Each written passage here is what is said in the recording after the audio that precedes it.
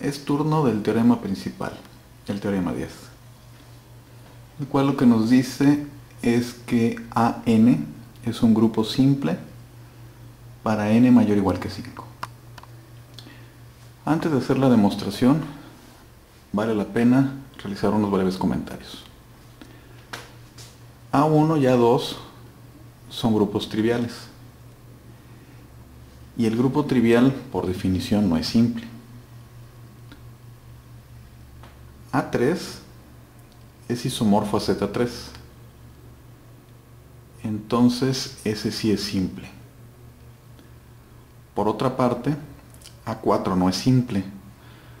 Pues ya vimos en los videos relacionados con la clasificación de los grupos de orden 12, y en particular aquel en el que hablamos de A4, que contiene un subgrupo normal isomorfo al grupo de Klein. Pues tenemos que arrancar a partir de 5. Y la vamos a hacer por inducción sobre n. Entonces, en el primer paso de la inducción, tomamos el caso en que n es igual a 5, y eso ya fue demostrado en la proposición 9. Para el segundo paso de la inducción, es decir, suponer que el enunciado es cierto para cualquier valor entre 5 y n, cualquier valor entero entre 5 y n, lo que debemos hacer es demostrar que el enunciado también es cierto para n más 1. ¿No? Ese es el segundo paso de la inducción. Para lograrlo vamos a tener que analizar muchos casitos. Casos y subcasos. Entonces comencemos por considerar un subgrupo normal n, normal en AN, y distinto de la identidad. Y pues tomemos algún elemento W que está en n y no en la identidad. En el caso de que el soporte de W tenga menos que n más 1 elementos, entonces podemos considerar aquellas permutaciones pares en las que el soporte se compone precisamente de aquellos elementos que mueve W. Si hace falta, le agregamos algunos elementos para que no tengamos menos de 5.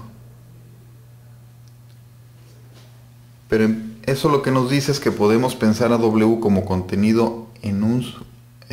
pertenece a un subgrupo L que es isomorfo al grupo de permutaciones pares en K elementos, donde K va desde 5 hasta n.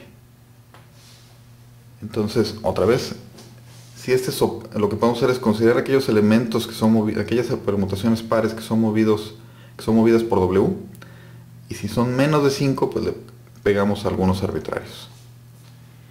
De tal manera de que hemos regresado al caso que está contemplado por inducción. ¿Cómo es ello? Bien. N intersección L no es la entidad, puesto que W está allí.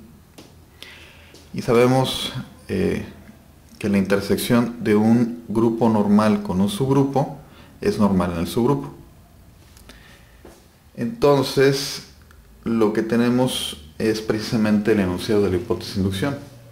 Es decir, L es isomorfo a AK, A sub K, y tenemos un subgrupo normal.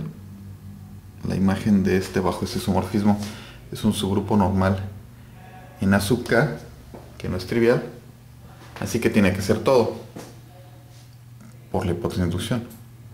Es decir, N intersección L es igual a L.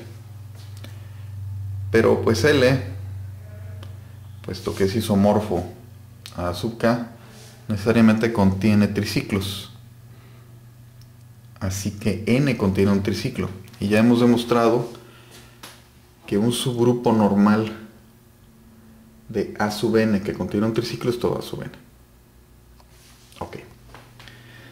Entonces necesitamos suponer, el nuevo caso, es que el soporte de W es todo, ¿sí? Son todos los elementos, tiene tamaño n+1.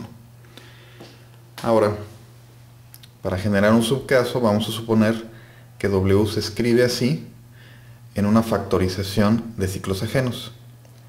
Y como los ciclos con soporte ajeno conmutan, pues los vamos a acomodar de tal manera que el tamaño del soporte esté en orden ascendente. Muy bien. Si entre aquellas desigualdades hay alguna que sea estricta, entonces el soporte de C1 pues tiene menos elementos, estrictamente menos elementos que el soporte de C(R). Así que si tomamos W y lo multiplicamos por él mismo tantas veces como elementos hay en soporte de C1, entonces se van a cancelar todos aquellos elementos, todos aquellos ciclos cuyo orden sea precisamente el de C1, es decir, la cantidad de elementos del soporte. Entonces todos aquellos que sean iguales se van a cancelar y nos vamos a quedar con menos ciclos, y al menos nos quedaremos con lo que se corresponde con CR elevado a este número. Entonces lo que estamos diciendo es simplemente que vamos a obtener un nuevo elemento de n y que ese elemento tiene un soporte con menos elementos que n+1. Eso nos regresa al caso anterior. Así que en esta situación n es todo a sub n. Entonces para la última situación que vamos a analizar, pues pensemos que tenemos que W tiene un soporte con n+1 elementos y que en su factorización en ciclos ajenos todos esos ciclos tienen la misma cantidad de elementos, a la cual vamos a denotar por L. Bien, primero analicemos el subcaso en que L es igual a 2. Recordemos que sigma está factorizada así en ciclos ajenos, y que L sea igual a 2 significa que cada uno de los ciclos es una transposición. Entonces podemos denotarlos así. C1 va a ser x1, x2, la transposición que intercambia esos dos elementos. C2 intercambia a x3, x4. C3 intercambia a x5, x6, etc. Ahora, estamos suponiendo que el soporte al menos tiene 5 elementos y que sigma ocupa todo el soporte. Entonces para este caso, ¿sí? Es decir, R tiene que ser 3 transposiciones. Ahora, el producto de 3 transposiciones es una permutación impar. Entonces no nos podemos quedar ahí. Al menos tiene que aparecer la cuarta, ¿sí? Es decir, R tiene que ser mayor o igual a 4. Entonces, para nuestra construcción, para la prueba de este subcaso, consideremos que tau es el producto de esas transposiciones con ciclo ajeno. La que intercambia x1 con x3 y la que intercambia x2 con x6. Después calculamos la conjugación de sigma por tau, a la que vamos a llamar mu, la cual da como resultado este producto, donde aparece C4 y si hay más, los mismos que en la factorización de sigma. Muy bien. Entonces cuando multiplicamos a mu por sigma, en los primeros 6 componentes, lo que nos queda, en los elementos que van de x1 hasta x6, lo que nos queda es que se mueven y quedan acomodados como el producto de estos dos triciclos con soporte ajeno. Ahora, notemos que C4 está en la factorización de mu y está en la factorización de sigma. Entonces C4 por C4 se cancela, ya no hay nada aquí. De la misma forma ocurre con los demás. Entonces teníamos que sigma movía a todos los elementos del soporte y que esos elementos al menos eran 8. Y lo que hemos construido, recordemos que sigma está en n, la conjugación tiene que estar en n, así que este producto está en n. Lo que hemos obtenido es una permutación que mueve menos elementos que sigma, y eso nos manda a uno de los casos anteriores, por lo que para L igual a 2 podemos afirmar que n es igual a todo a n. Ahora consideramos el subcaso L igual a 3. En este caso tenemos una expresión en triciclos para cada uno de los factores. Es posible que nada más sean 2 los factores, pero así vamos a dejar indicado que podría haber más. Ahora elegimos a tau como el producto de la transposición x1, x2 por la transposición x3, x4. Mu, igual que antes, es la conjugación, y lo que nos deja es estos dos nuevos triciclos, y si había más factores en sigma, pues aquí se repiten en mu. Ahora, cuando multiplicamos mu por sigma, entonces lo que nos queda es este pentaciclo, y si no había más factores, pues aquí ya se acabó.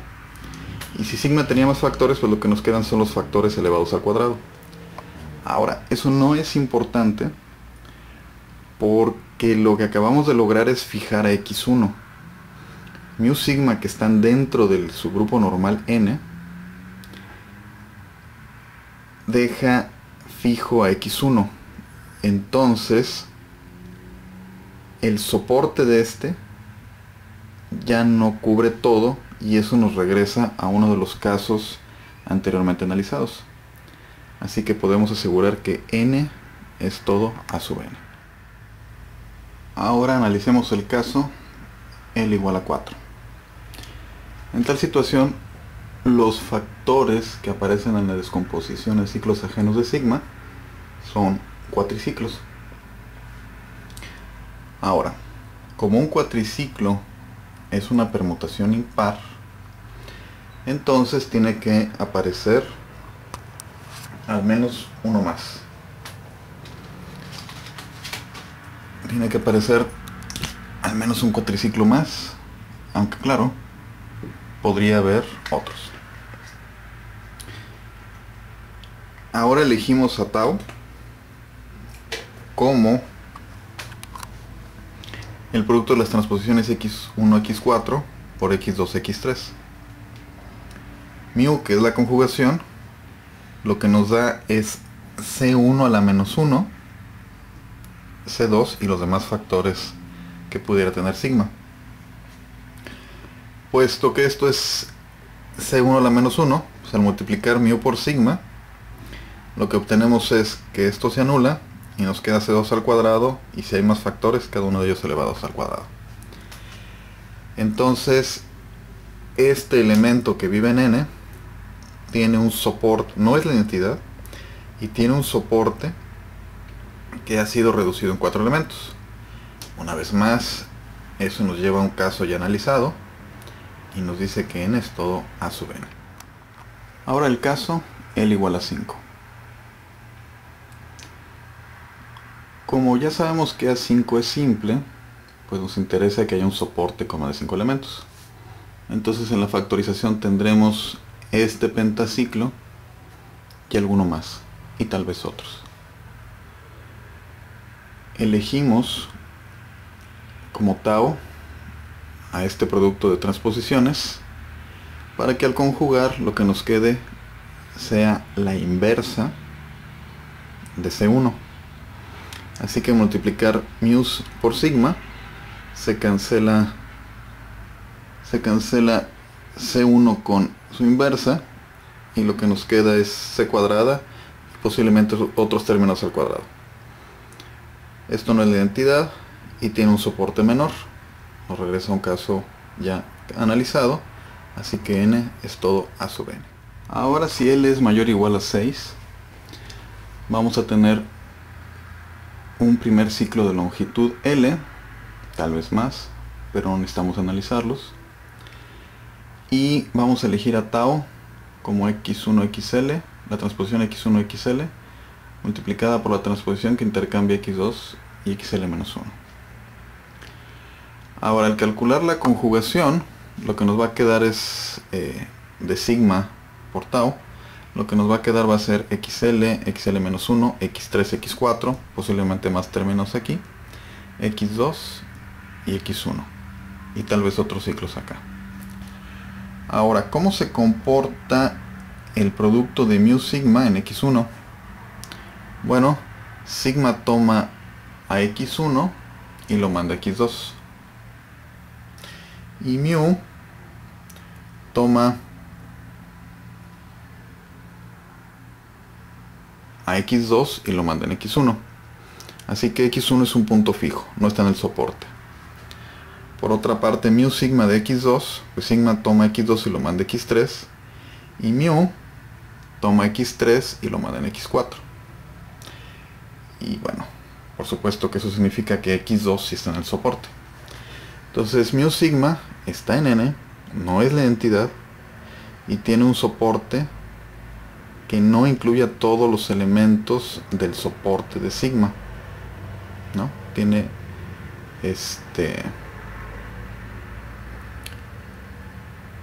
menos que la cantidad de elementos, que era n más 1. Entonces n es igual a n más 1.